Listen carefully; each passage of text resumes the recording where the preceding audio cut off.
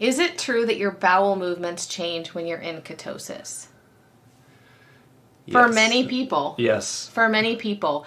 But that is true of any dietary change.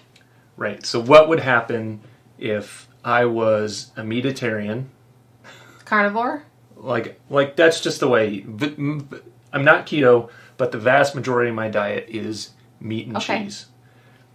And all of a sudden, I started eating 60 to 70% leafy greens.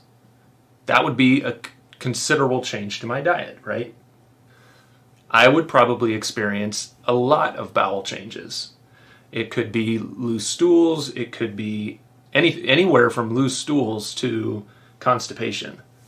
It really could be anywhere on the spectrum.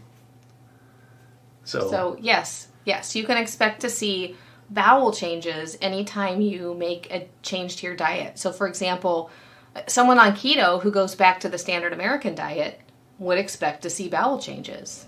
Right, and yeah, when we eat too much, maybe alternative sugars, you might get, pardon the words, but like the hot poops, right?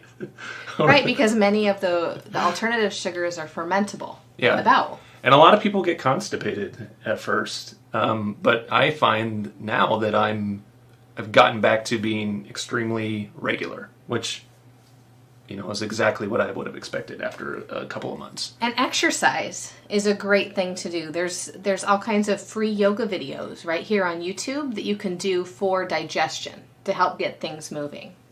Yeah, you can even get like the squatty potty. Yeah, the squatty potty. And if you don't know what the squatty potty is, you need to, when we finish up, you need to go over on YouTube and look up the squatty potty ad because it's hilarious. Yeah. You can get a massage. That can help if you're really constipated. Yeah.